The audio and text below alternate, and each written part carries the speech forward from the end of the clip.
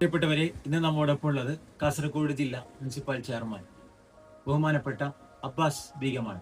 അദ്ദേഹത്തെ നമ്മുടെ പരിപാടിയിലേക്ക് കൃത്യമായി സ്വാഗതം ചെയ്യാം. സുദീർഘമായ 5 വർഷത്തെ സേവനത്തിന് ശേഷം ഏതാനും ദിവസങ്ങൾക്കകം നിങ്ങൾ ഇവിടുന്ന് പടിയിറങ്ങുകയാണ് അല്ലെ?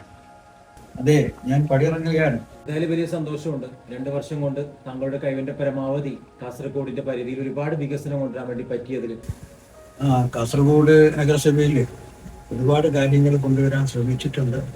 ഒരുപാട് കാര്യങ്ങൾ കൊണ്ടുവന്നിട്ടുണ്ട്. നമുക്ക് ടൂറിസവുമായി ബന്ധപ്പെട്ടിട്ട് ഒരുപാട് കാര്യങ്ങൾ ചെയ്യാൻ പറ്റുന്ന ഒരു മേഖലയാണ് കാസർഗോഡ്. ഒരുപാട് വികസനങ്ങൾ നടത്താം ടൂറിസവുമായി ബന്ധപ്പെട്ട്. അതിന് അനുയോജ്യമായ സ്ഥലവും കൂടിയാണ് കാസർഗോഡ് നഗരപ്രദേശത്തുള്ള സ്ഥലം. ഒന്ന് തവങ്കര, 2 നമ്മുടെ നെല്ലിക്കുന്ന്, കടപ്പുറം. ഈ സ്ഥലങ്ങളിലൊക്കെ ടൂറിസവുമായി ബന്ധപ്പെട്ട് ഒരുപാട് കാര്യങ്ങൾ കൊണ്ടുവരുന്നുണ്ട്. അതിന്റെ ഭാഗമായിട്ട് കാസർഗോഡ് നഗരസഭയിലെ 38ാം വാർഡിൽ അമൃത് പദ്ധതിയിൽ 1,61 ലക്ഷം രൂപയുടെ പദ്ധതി കൊണ്ടുവന്നിട്ടുണ്ട്. അതിന്റെ DPR പ്രകാശന ബഹുമാനായ നമ്മുടെ മന്ത്രി CP അമ്മയാണ് നിർവഹിച്ചത്. കാസർഗോഡ് നഗരസഭയിൽ എന്തൊക്കെ പദ്ധതികളാണ് 2 വർഷം കൊണ്ട് താങ്കൾ കൊണ്ടുവന്നിരിക്കുന്നത്?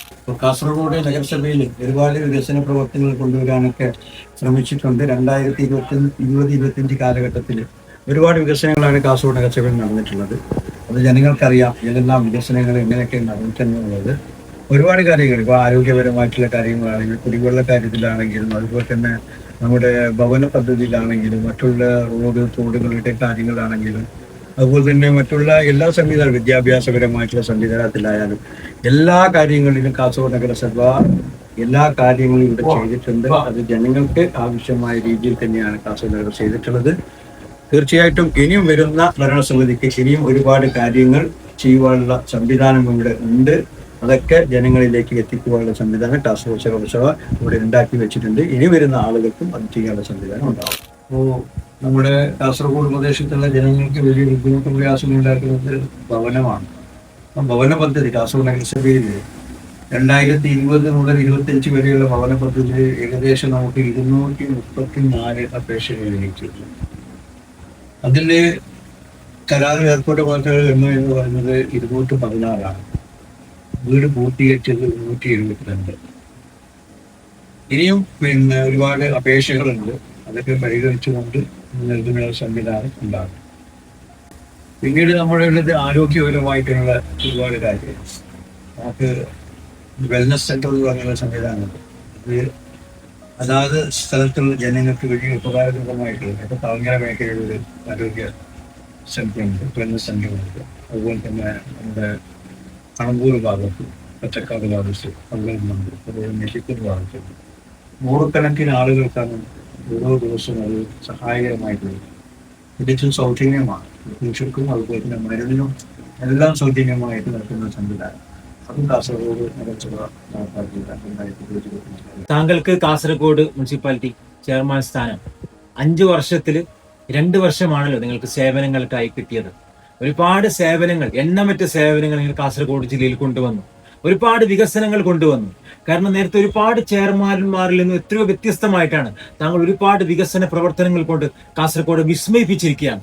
അതായത് നമ്മുടെ മുനിസിപ്പൽ ചെയർമാൻമാർക്ക്, ഞാൻ മാത്രമല്ല ഇതിനു മുമ്പുള്ള ചെയർമാൻമാരൊക്കെ, കാസർഗോഡ് നഗരസഭ ചെയർമാൻമാരൊക്കെ കാസർഗോഡിന് വേണ്ടി ഒരുപാട് കാര്യങ്ങൾ ചെയ്തിട്ടുണ്ട്.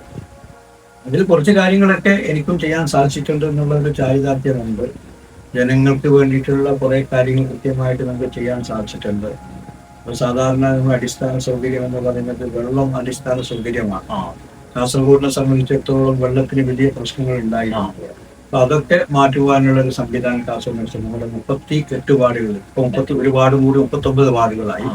ഈ 39 വാർഡുകളിലും വെള്ളത്തിന്റെ പ്രശ്നം തീർക്കാനുള്ള സംവിധാനം ഇവിടെ കാസർഗോഡ് ഉണ്ടാക്കിയിട്ടുണ്ട്. അമൃത് പദ്ധതിയിൽ എല്ലാ മേഖലയിലേക്കും പൈപ്പ് ലൈൻ ഇട്ട്, അതായത് പഴയ ഏകദേശം ഒരു 30-35 വർഷം മുമ്പാണ് പൈപ്പ് ലൈൻ നേരത്തെ സ്ഥാപിച്ചിരുന്നത്. അപ്പൊ അതാണ് ഇപ്പൊ പുതുക്കി പണിയുന്നത്. അപ്പൊ അതിന്റെ ഭാഗമായിട്ട് കുറെ റോഡുകളൊക്കെ പൊട്ടിപ്പൊളിക്കേണ്ടതായിട്ട് വന്നിട്ടുണ്ട്. അപ്പൊ ആ കാര്യങ്ങൾ ഇതൊക്കെ കഴിഞ്ഞതിന് ശേഷം കൃത്യമായിട്ട് ചെയ്യാനുള്ള സംവിധാനം കാസർഗോഡ് ഉണ്ടാകും. എന്തായാലും ഒരുപാട് സന്തോഷം. ഇനിയും ഇവിടെ വരുന്ന ആളുകൾക്ക് ഒരുപാട് മാറ്റങ്ങൾ കാസർഗോഡിനായി കൊണ്ടുവരാൻ സാധിക്കട്ടെ എന്ന് പ്രാർത്ഥിക്കുന്നു.